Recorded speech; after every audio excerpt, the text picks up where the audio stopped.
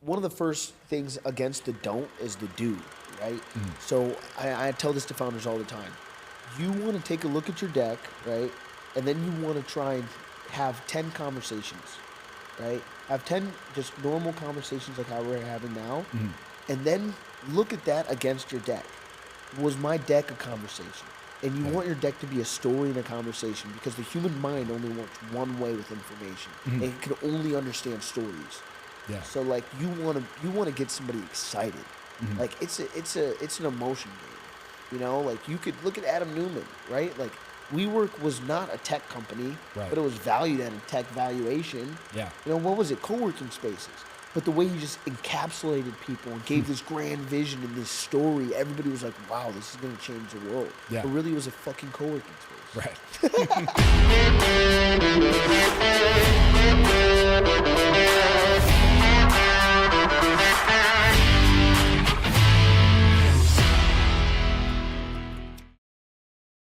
Okay, today's guest, we had Justis Mendez on. He is the co-founder of OneSixOne Ventures, one of the fastest growing VC firms in all of Florida, telling us industry trends, what to focus on, and how to tighten up your pre-seed investor pitches. So definitely check it out. Okay, welcome back to the Tech Jobber podcast. And you know, everyone says follow the money. That's what we're going to be doing today. We have one of the fastest rising VC guys in Miami, Justis Mendez, here today. It would be easier for me to tell you the tech events this guy is not prominently involved in because any tech event I'm at, he is a speaker. Some he's the keynote speaker. But Justis, welcome to the show. Hey, thank you for having me. Yeah, so why don't you just quickly tell us your title and what your company does? Yeah, so Justis Mendez, co-founder, managing partner of OneSixOne Ventures. We're a pre-seed and seed stage venture capital fund, and we also really run a lot of events and programs, such as our accelerator at the University of Florida, that really helps us with deal flow. Yeah. Okay. So I think your backstory is going to be extremely interesting because you're 29 years old. You founded a VC firm. Let's hear how you got to that point.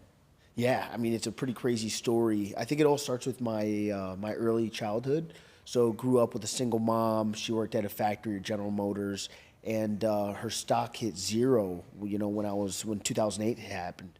So she lost her 401k, her pension, and you know, at that moment I thought to myself, what is a stock, right? What is a 401k and how does this work? How could it just hit zero? So then I became obsessed with trying to learn finance at that point in my life because I wanted to take control over my life. So at an early age, you know, started to, you know, obviously when you grow up in a single parent household, you know, I became a hustler at a very early age, learned how to sell. Obviously probably wasn't selling the most legal things that I could discuss. Sure. But yeah, from there I just started to really put myself in a position to learn and grow. You know, started to get involved in the streets at an early age. By the time I was 14, I was kidnapped. Wow. And, you know, I wanted to really figure out something different. I learned that this was not something that I wanted to live throughout I'm not the toughest guy. Sure. And I realized that at an early age, you know, I thought I was, you know, some tough guy. So fast forward, I ended up, you know, moving to Florida, meeting my partner. And I can get a little bit more in depth into some of those things as well. And we just saw a really big need in Florida for you know, investing in early stage tech companies. So we launched an accelerator and then a fund. And yeah, now we've done 13 deals, deployed our first $2.5 million, and still raising and deploying at the same time. Yeah. So before you decide to start this, I mean, you know, what were you doing right before then? Yeah, so I guess since I was always a kid, I always learned how to sell, and I always wanted to build businesses. So at 16, I started selling sneakers. That was my first legal business. Started selling sneakers on eBay, would find kids at the courts and give them $100. Then when I moved to Florida, my first business was starting web design. So I would build websites, build apps, and I would outsource all of it. One time I got somebody who reached out to me and said, hey, I want an app. And, you know, I told him, like, hey, I could, you know, do it for $10,000. But I realized I can make $10,000, but this person might make $1 million or $1 billion off launching the app. So that's when I wanted to get into building my own products instead of just building everybody else's dream. Yeah. So my first app I launched was Q Parking.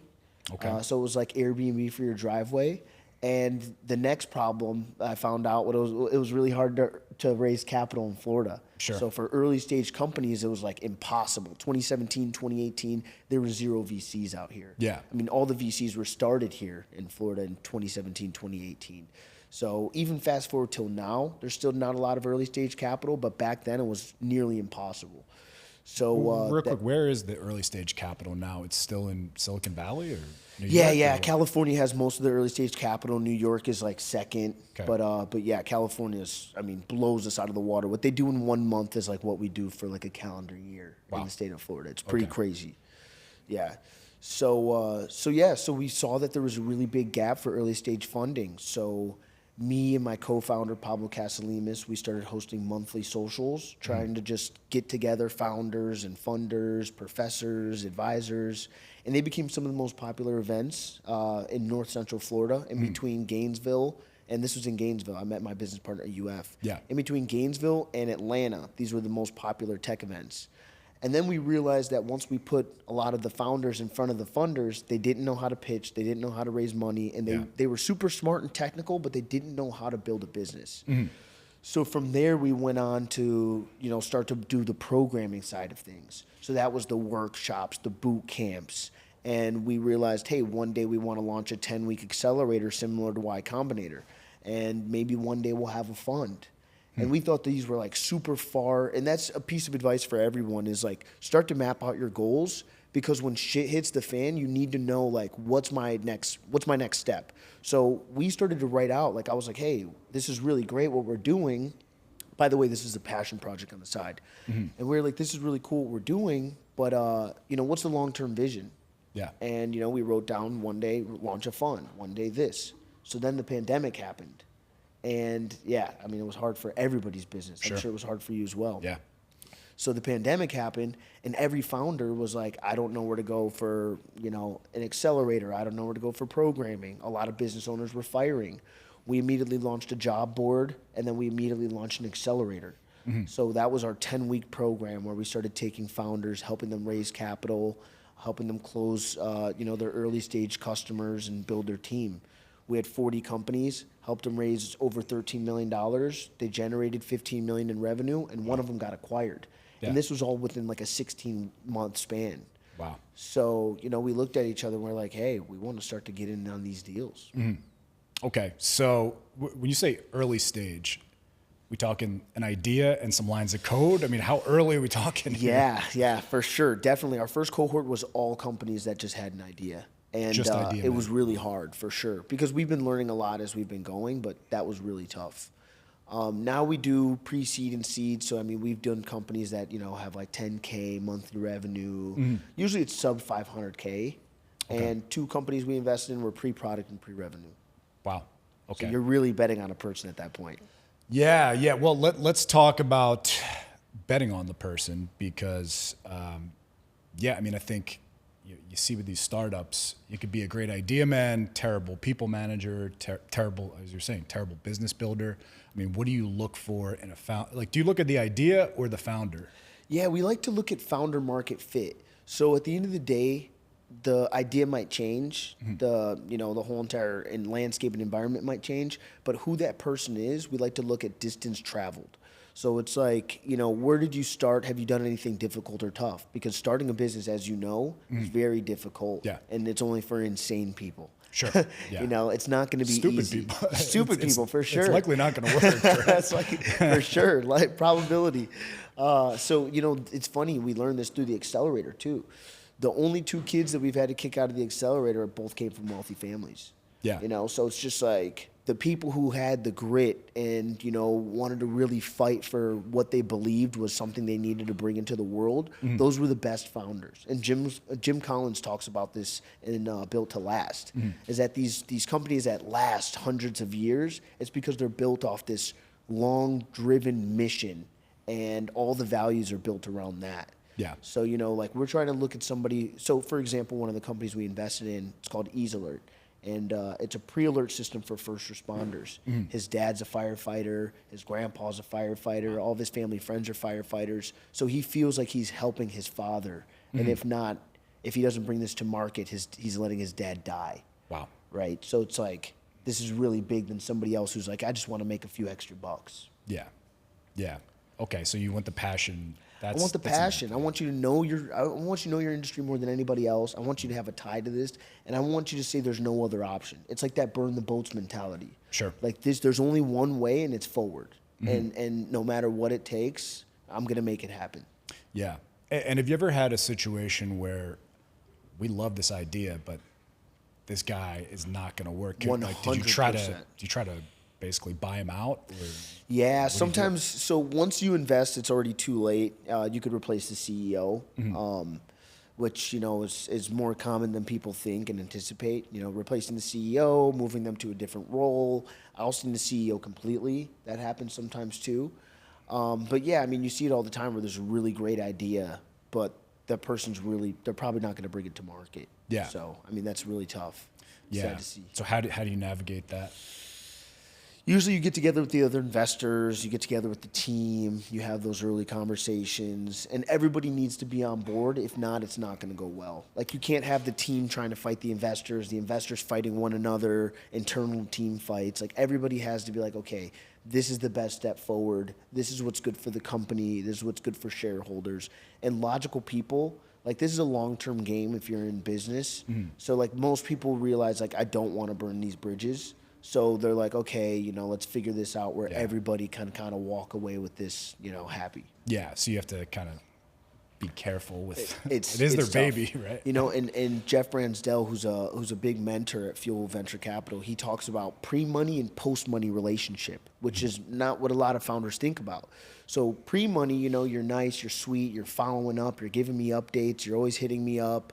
And then once I write that check, now you fell off the face of the earth, right? I have to, hound you for weekly updates. Yeah. I have to ask you for all the, pieces of what you're building. Like, the best founders have that post-money relationship down packed. They're hitting you up. They're like, hey, this is what's going on. This is how you can help me. And there was a hilarious LinkedIn post that I saw where it said, it's so crazy. I listened to all the advice that my investors gave me, and it worked. A lot of the founders, they just think that we're up here, giving advice because we want to talk. Like, believe me, we'd be great if we could just give the money and there was no work. Yeah. Right. But, there's common themes and problems that we see happen within companies all the time. So that's why we're like, hey, we have the insight and the ability to give this expertise because we've seen it play out 100 times the same exact way. Yeah. So the best founders are just like always listening to their advisors and mentors. And yeah, I mean, they know what they need to do, but it's always great to get that like second ear. Do you think it's because once you give them the money, are they kind of like, uh-oh, things aren't going well, I don't want to tell them because they gave me the money? 100%. That's also a part of it. Yes. They should be telling you right away if something's going bad. Yeah, 100%. That's why me and Pablo, it's actually an advantage for us to be, we're two of the youngest Hispanic VCs in the country. Some of the youngest VCs in the country, period. Right. Not even being Hispanic. And luckily we're investing in younger founders as well. So we kind of create this like bond of like more friendship as well. So they're more likely to tell us when shit hits the fan. Yeah. Like, hey, things are not going well, which in our sense, like, that's an advantage, if we're always getting the real updates and the raw truth, because you're right. A lot of times they're going to try and sweep stuff under the rug. Things are going great when really they're like crippling inside. These guys gave me a big check. I have 2 months left of runway and I'm like, I don't know how I'm going to pull this off. Yeah. But a great story of that is one of our founders, actually, we had that talk. And he was like, I have 2 months left of runway. He was like, I'm going to run out of money. Yeah. And he was like, I trust you guys and I want to tell you guys. He was scared to tell the other investors. He told us, we went on LinkedIn and found somebody who went to his college, didn't even really know that person that well, connected them to, he wrote him a $500,000 check on the spot and literally let him fund the company through seed. And he started to close deals and contracts and was able to succeed through that. But it's like, without having that internal knowledge, like, we would have never known. He just went out of business. Yeah. And without us like being like also hustling, we tell companies as soon as we invest, like, you have 2 new co-founders, me and Pablo.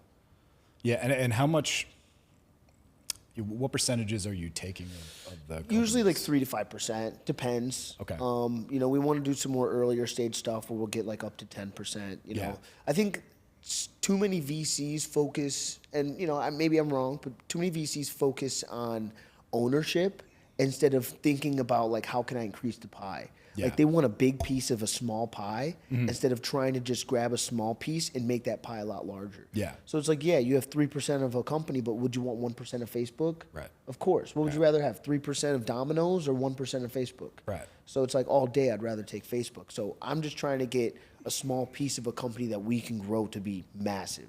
Yeah, yeah, and you know, when you guys are looking at companies or industries, how do you know, is it a zigzag type situation where it's like, okay, everyone's doing NFTs 2 years ago. Do we want to jump into that? Or, okay, everyone's doing NFTs. Why don't we zag to something else? That's a great question.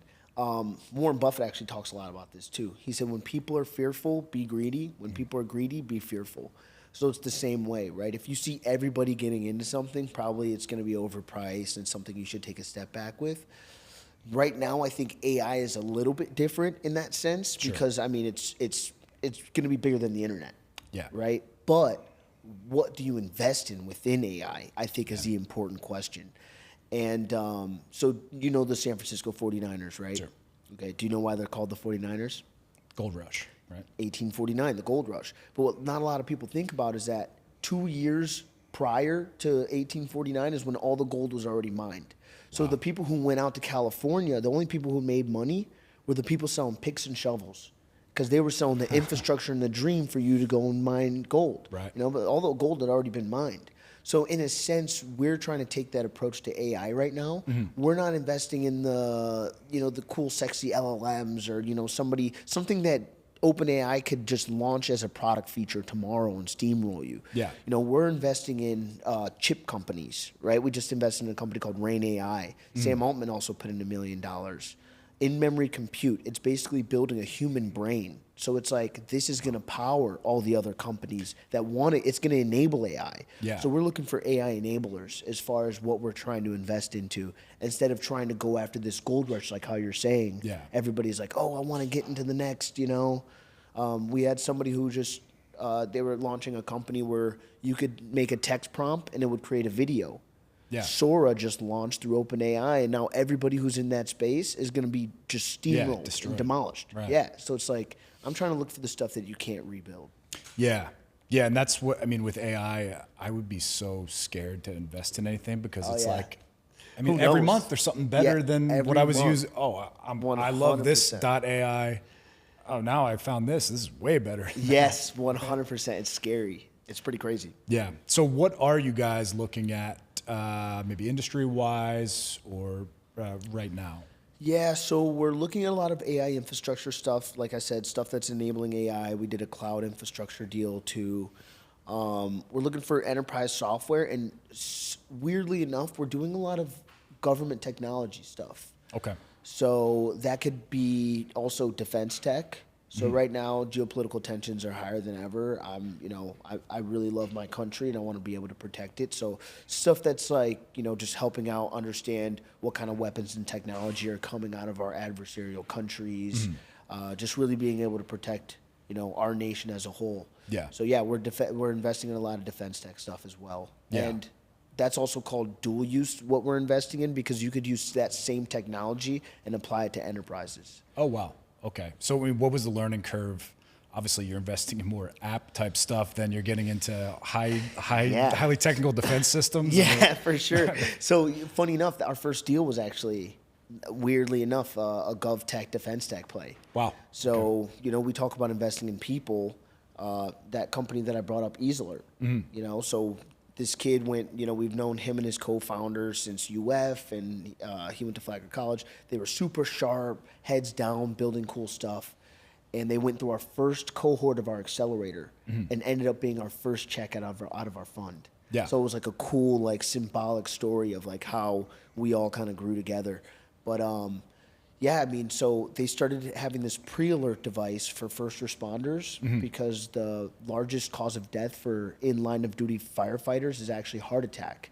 and it comes from the loud audible alarms. So these like bell systems haven't changed in 300 years. Yeah. Right? Like all the fire hose technology's changed, and they have HUD displays and all this stuff, but nowadays like nothing's changed about the alarm system, which like hurts your heart health. Imagine a loud alarm going off right now. You'd be like, holy shit. Yeah. So they had a lot of traction with Air Force bases. And, we realized like, wow, not a lot of people are looking in this space. It's the unsexy stuff. But it helps our first responders. And also like there's a really massive market for this. And there's not a lot of competition. Yeah. So now like all of they just beat Motorola for a contract. For like a $500,000 contract. Beat Motorola. They're a team of like 12 people. Yeah. Motorola's a massive organization. So, I mean, I just think that right there, like we could create a monopoly. And it just really opened up our eyes to, like right now, a lot of enterprises are actually cutting vendors. Like Facebook laid off 11,000 people, and then they're like, hey, what other services do we not need? Yeah. Right? Cut that contract. So by selling to other types of, customer profiles, we could extend the TAM and have like these stickier long-term contracts. Yeah.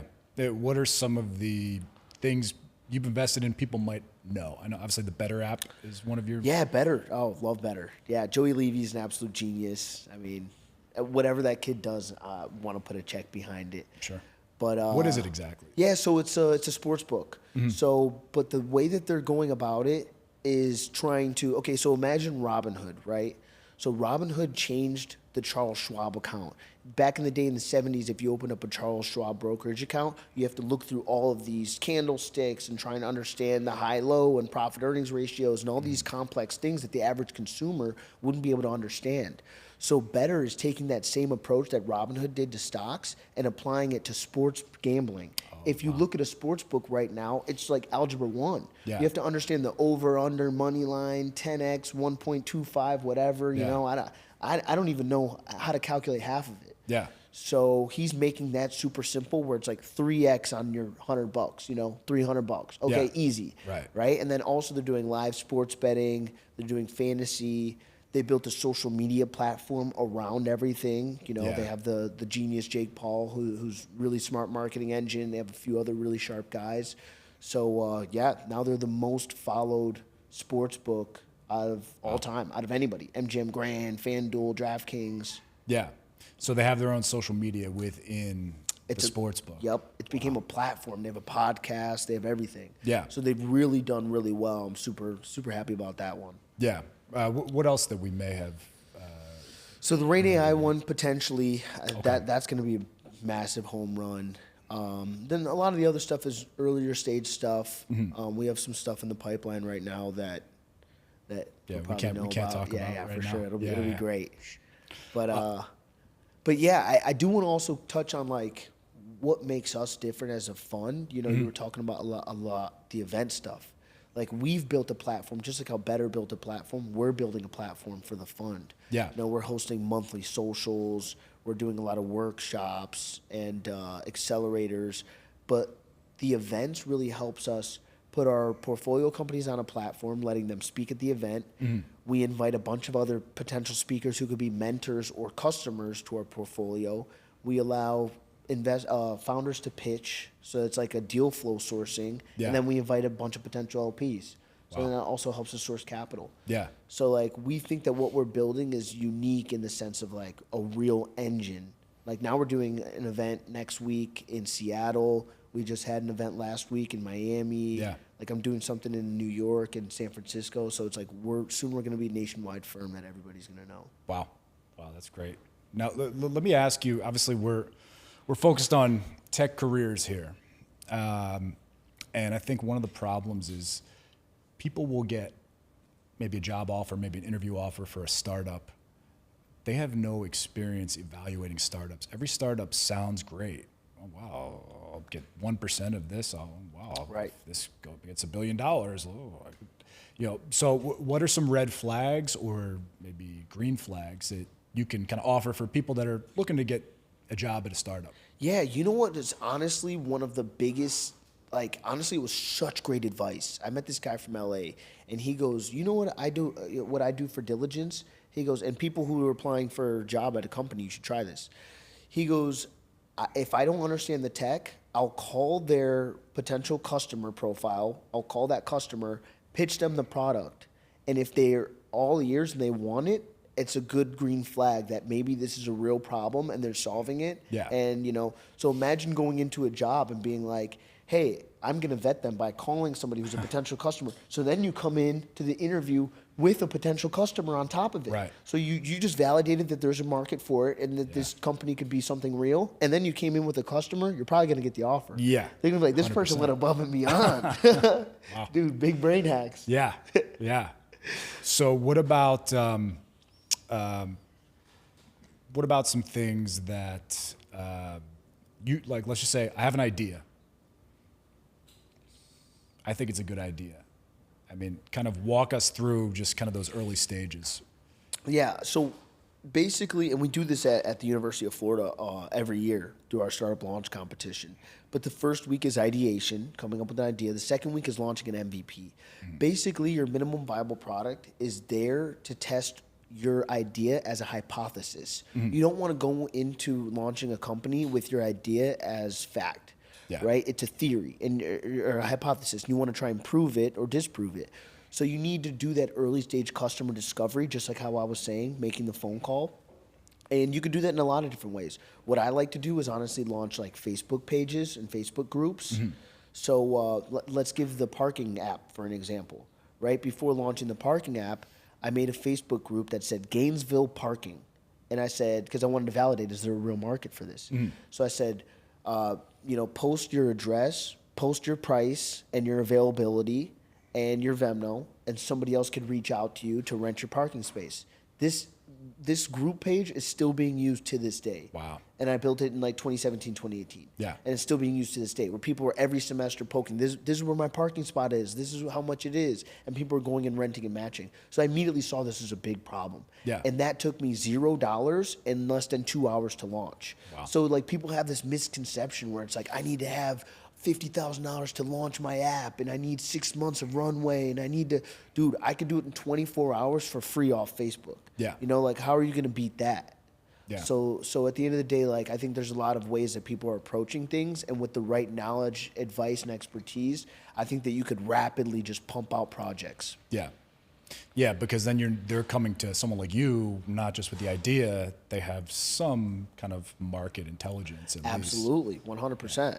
Yeah. Okay, why don't we talk a little bit about the Miami tech scene? Nice. What are you seeing? What do you think is going to be big? What do you not so bullish on? So I definitely want to start off with something positive. I think that the Miami tech scene is now just getting started. The Florida tech scene in general, but especially Miami. I mean, I think there's so much positive energy. There's so much capital coming in. And if you really think about it, people like Manny Medina, the godfather of Miami tech, who's a big mentor to me and many others as well, is still alive. You know, Yeah. you can't say that about the godfather of Silicon Valley. You can't say that about the godfather of New York tech, right? So if you really think about it timeline-wise, we're at the beginning stages of Miami tech and its ecosystem. So this leads me into where the problems are still with this early stage, is that there's not enough deeply technical founders. And people have been having this issue.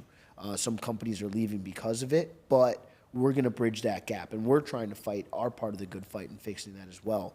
So like people are saying, 1 to 5 great engineers is easy to import or easy to find.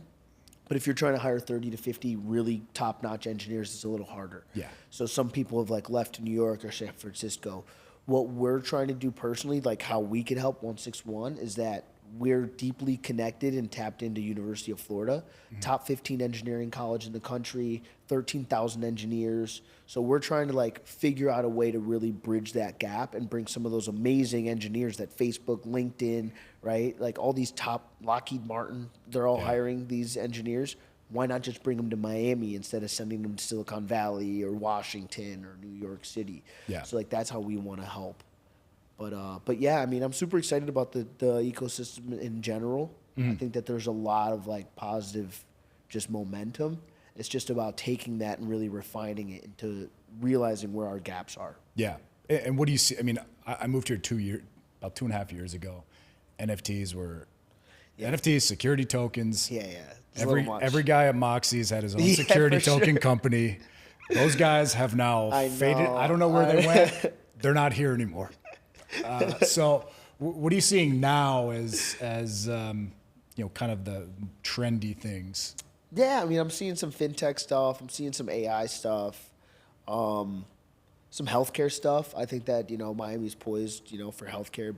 Florida in general is really big for healthcare. Yeah. But yeah, I've been seeing those three things pretty often. Would definitely like to see some more interesting, like, hardware stuff. Yeah. I mean, the Space Coast is right there. The Florida Institute of Semiconductors is in UF. Like, I think that we're really, like, well poised to do, just basically about anything. Yeah. Yeah. Okay. And then why don't we talk about maybe some of your personal recommendations for young guys getting their start? They've seen you very quick rise. Yeah.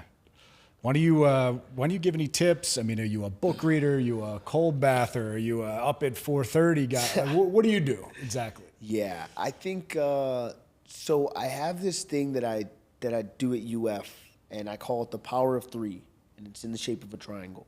And I say that, especially while you're young, find 3 mentors once a quarter, and it could be once a year if you want to start off easy.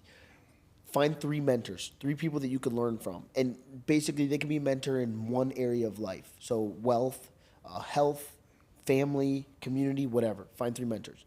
Then find 3 peers who you could build with. This is your army. These are your generals. This is your army. These are people who, like, you can go to war with and fight, side by side with, and you'll grow as you continue to go in your career with.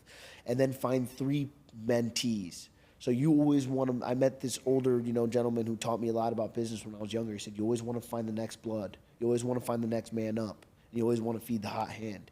So you always be wanting to find, like, who's the next person that's going to be able to take over the legacy or really help me build as I continue to grow. And they're going to have their ear to the ground, as I'm way in my, later days in life. Yeah. So if you continue to do that throughout life, finding mentors, finding peers, and mentoring others, like, you just build, like, this crazy powerhouse over, a period of time. Yeah. Where you just have everything you need. You have counsel when you need counsel. You have peers when you need somebody, whatever. And, if you need somebody to kind of work for you or potentially give an opportunity to, they're always there. And usually the young guys have all the new knowledge anyway. Yeah, right. I mean, that's why people love you guys, because you're still young enough to have your kind of finger on the pulse, right? 100%. But eventually, you're going to be a little older, and you're going to need some guys. Need some young guys. Need some young guys like you Yeah. to say, hey, take a look at this. Right.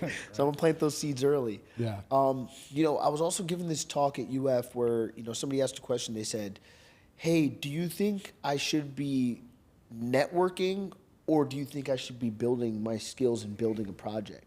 And I said, the days of or are over. Yeah. Right? Now it's and. You have to be networking and building your skills and building a presence online. Like, there's no more like or if, right? You have to be doing all of the things at once. So I always try and tell people, like, hey, build your personal brand, learn how to speak, start to go and learn new skills, and then start to build with your peers. Like, if not, you're falling massively behind, because there's people out there who are just killing it right now in all aspects. Yeah. I think not a lot of people put themselves around the right people. I mean, that's like a clear one, that, just being around great people who you can learn from. Like, if you don't feel a little bit insecure when you're around certain people, like, then maybe you're not around the right people. Yeah. Like, I want to be around somebody where I'm like, damn, they're killing it. Like, that's crazy. I can't believe that they're, same age as me and doing twice as much. Like, I want to be pushed. Certain people, as far as books, I think How to Win Friends and Influence People, that's like a no-brainer. Sure. If you want to get into launching a fund, The Business of Venture Capital is like a great beginner's book. If you're already a fund manager, Beyond the J-Curve, amazing book. Atomic Habits. I mean, there's like so many books. I'm a big reader. I love to read.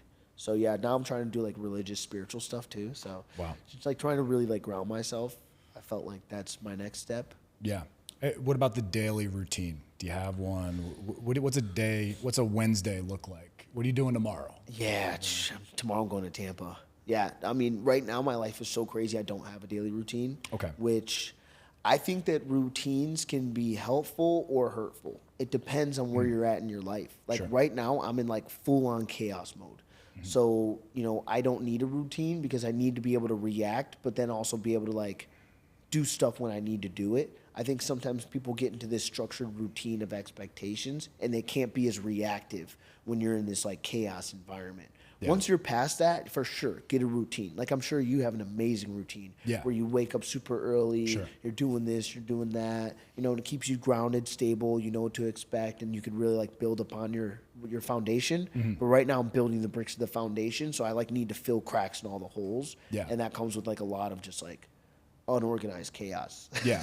So basically, right now, before you, obviously, you don't have a family, right? No, thank Okay. God, or else Yeah. I would feel really bad for my you'd be family right neglecting now. them a lot right now. But Yeah. so you're taking advantage of young single guy. Okay, oh look, this event in Seattle. Boom, I'm there. Boom. New York. Exactly, 100%. So I leave Saturday to New York, and I'll be back in Miami on the 18th.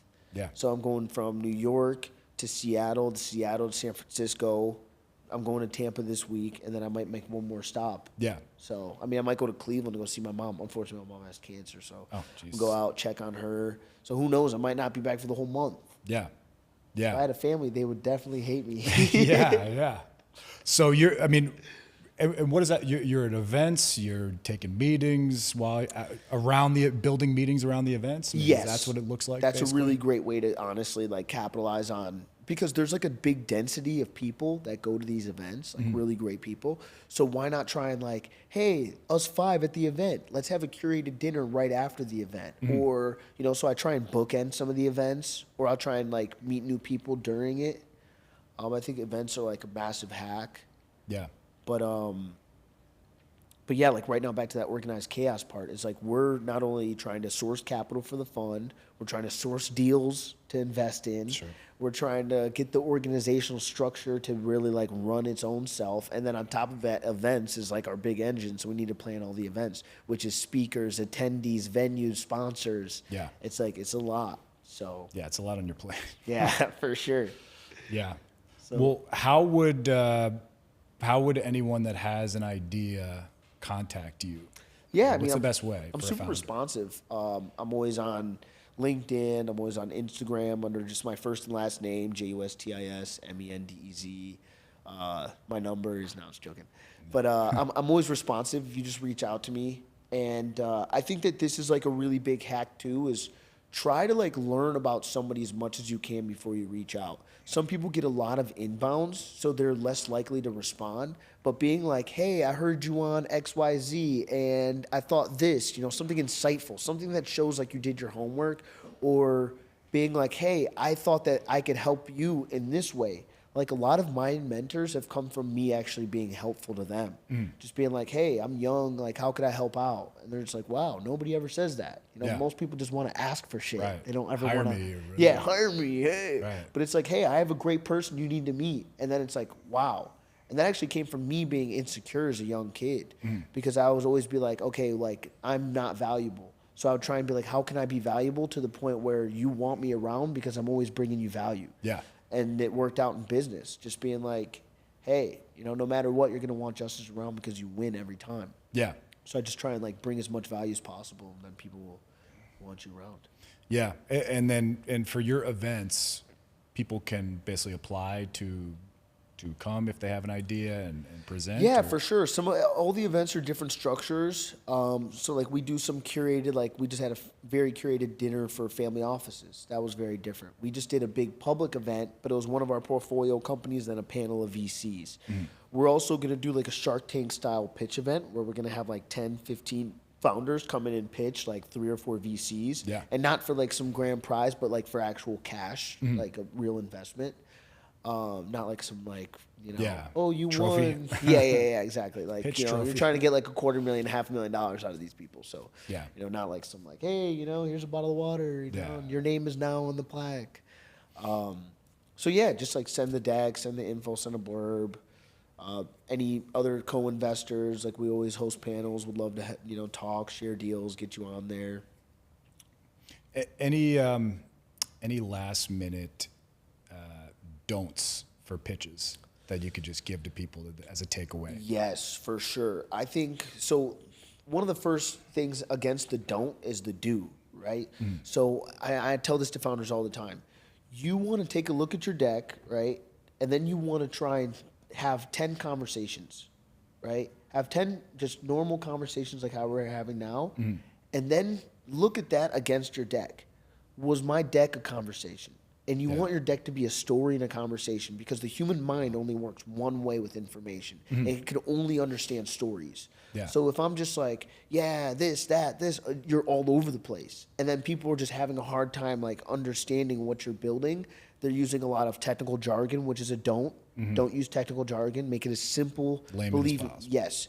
Be compelling. Like each slide should make me want to see the following slide. Like this is a really big number and a really big problem, and we're doing it like this, and the reason why is this, and like I want to just like keep being involved in this. I think speaking too fast or too slow, tonality is really big. I mean, you're a sales guy, you know how important tonality is. Just like somebody who's monotone the whole time, like, dude, don't bum me out. Right. Nobody wants to be, and most great investors say that they can tell within the first 10 minutes. Yeah. So like you want to get somebody excited. Like it's an emotion game. Like you could look at Adam Newman, right? Like WeWork was not a tech company, right, but it was valued at a tech valuation. Yeah. What was it? Co-working spaces. But the way he just encapsulated people and gave this grand vision and this story, everybody was like, wow, this is going to change the world. Yeah. But really it was a fucking co-working space. Right. The lamest, most boring idea possible. Sure. He had kombucha and coffee, like great, so do a million other people. Right, cool. But just a story. So, yeah, I think that's really big. I think people could keep doing on that. Yeah. And then any last takeaways or tips, or tell us anything about OneSixOne? We're doing pre-seed and seed. I told you guys kind of the sectors that we're doing. Other than that, I think people in Miami just got to get like heads down, keep building.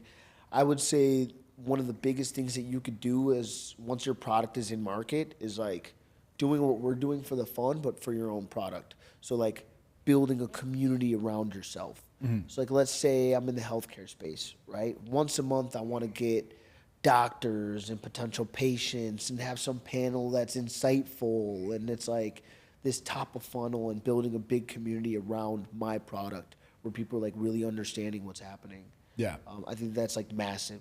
Like building a community is like the future of every company. Yeah. And I think, and you tell me, but it's like anyone in a tech job, keep your eyes open. Yeah. Because, you'll see, okay, well, I'm in a job, but they're hiring this vendor to do this, and they're terrible. Man, we could do it better than that. 100%. Or there's a gap over here. So keep your head on a swivel, keep your eyes open. If you're just sitting at a job, then you get the idea, pitch to someone like him. Absolutely. Would love to see your pitch. Yeah. For sure. So, okay, well, thanks again. Thank you. We've been talking about this for a while, so I'm glad we got to make it happen. We got him right before he's going to be all over the place. So, he's going to be doing some big things in the next 10 years. So I'm excited to have one of his, his pre-30 podcasts in the book. So we'll check in a couple years and see. God knows what they're going to be doing. But Justis, thanks again. Thank you so much for having me. And you know what? We always like to end with one thing. We say, if you want to go fast, go alone. If you want to go far, go together. That's awesome. All right. We'll catch you guys next time. Thank you.